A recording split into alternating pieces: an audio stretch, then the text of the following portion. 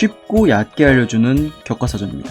지금 대중들의 눈에 밥샵은 몸이 흉악한 개그맨, 영화에서 몸 좋은데 모질한 역으로 나오는 사람 등 진지한 격투기 선수로 보는 사람은 찾기 어려울 겁니다. 하지만 밥샵에게도 격투기 선수로서 찬란했던 시절이 있었습니다. 바로 K1 데뷔 후 딱 4경기까지 인생 최대 업적, 그리고 평생 술안주거리를 만들게 되는데, 바로 입식 타격의 교과서 크로캅이 단 한 번도 못 이긴 사나이.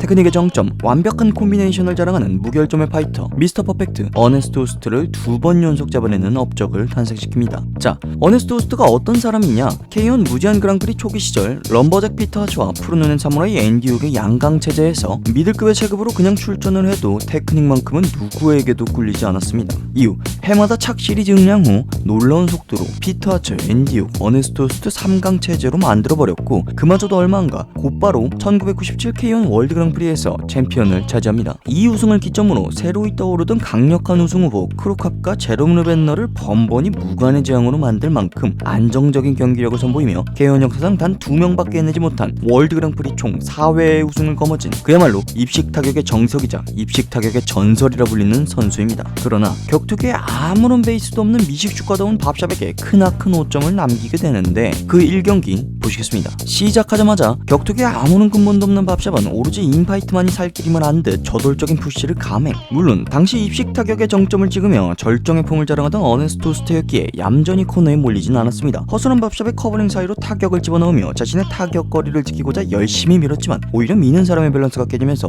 자기가 밀리는 어처구니 없는 상황. 그렇게 호스트의 모든 타격이 씹히며 완력만으로 코너에 몰리게 되는 상황이 연출됩니다. 그렇게 코너까지는 기똥차게 밀어대는 밥셉, 어림도 없지. 타격의 기분기가 전혀 없던 정제되지 않은 밥셉이었기에 호스트에게 정타가 닿을 리는 없었습니다. 하여 후스는 코너를 벗어나며 밥셉의 전진을 막고자 로우킥으로 경기를 풀어나가기 시작합니다. 이에 기본기가 없던 밥셉은 로우킥을 주는 대로 전부 받아먹으며 다리의 데미지가 그대로 누적되기 시작했고, 곧바로 위기가 찾아옵니다. 형세는 바로 역전. 노련한 후스는 이를 놓치지 않고 로우킥으로 다리를 매섭게 공략하기 시작. 노련하고 전략적인 운영으로 밥셉의 흉폭한 피지컬을 제압하기 시작합니다. 하지만 예상치 못한 일이 벌어지고 마는데, 밥셉이 다음 라운드를 포기한 듯 아예 다리를 내주며 마지막 회심의 대시를 감행합니다. 물론 밥셉이 선택할 수 있는 유일한 전략이지만 말입니다. 아무튼 한 손으로 상대 멱살을 잡아 밀듯이 코너에 밀기에 성공한 밥셉은 경기 내내 보여주지 않던 원투를 꽂기 시작합니다. 경기 초반 밥셉은 오로지 힘에만 의존해 휘두르기만 하던 근본 없는 궤도의 주먹질만 보여주었고, 후스트는 이를 좌우 커버링을 굳게 올리며 대처했는데, 갑자기 196cm, 160kg의 완투 스트레이트가 좌우 커버링 때문에 그나마 생긴 빈틈, 즉 정면을 뚫고 들어와 버리니 다리가 풀려버리고 맙니다. 그렇게 한 차례 다운을 뺏은 밥셉은 신나서 다시 푸시를 감행. 회복이 덜 된 채 다리를 무너뜨리고자 로우킥을 시전하는 후스트의 밸런스를 알 수 없는 마구잡이 타격으로 초토화시켜버리고 맙니다. 그 과정에서 넘어진 후스트에게 다시 다운을 선언한 심판, 억울한 후스트,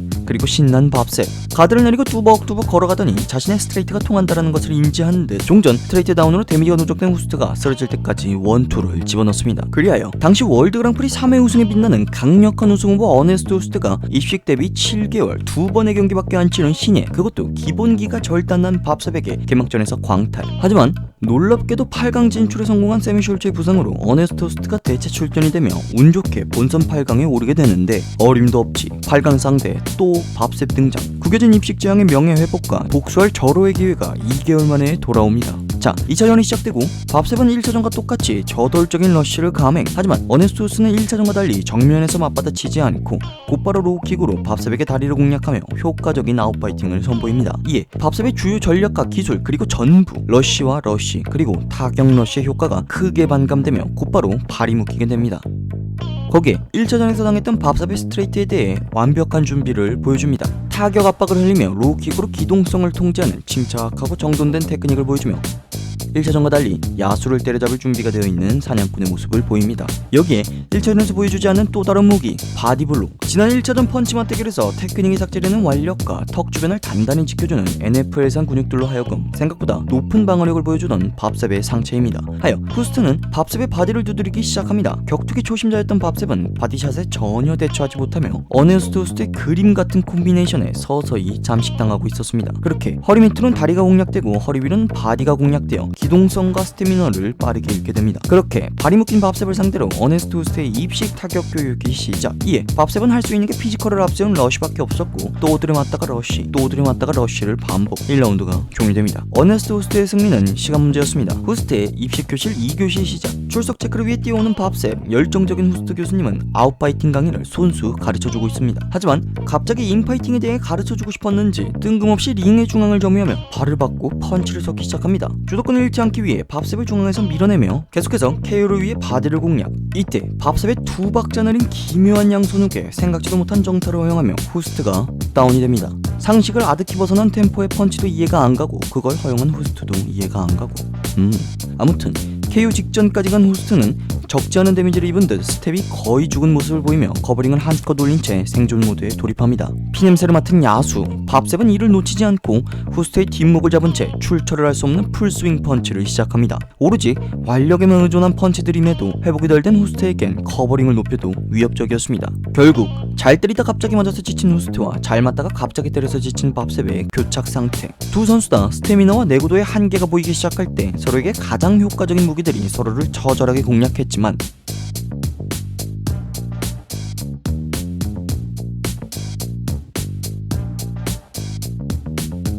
밥셉의 혼신을 다한 마지막 러쉬로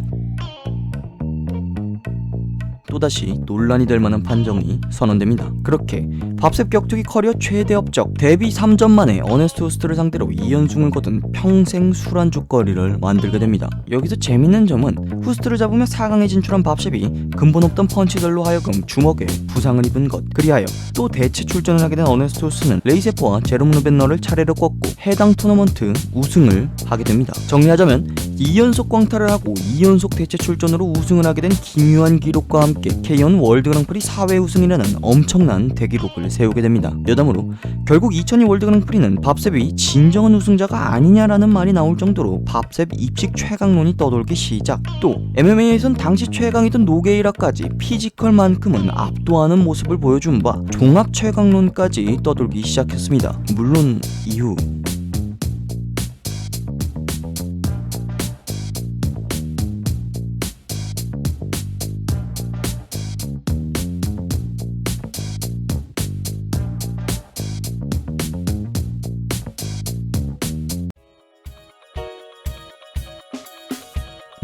오늘은 어네스트 호스트의 흑역사이자 밥셉의 최대 업적에 대해 쉽고 얕게 알아봤습니다. 기존 영상은 저작권 때문에 중간에 다 날라가서 제업에 대해 고민을 많이 했었습니다. 그 조회수보다는 여러분들의 소중한 댓글이 날라간다는 게 조금 신경이 쓰여서 고민하다가 아싸리 대본도 부드럽게 다듬고 영상을 아예 좀 고쳐서 재업로드 하였습니다. 양해 부탁드리고 다음 영상은 주중에 빠르게 업로드될 예정입니다. 그만 알아봅시다.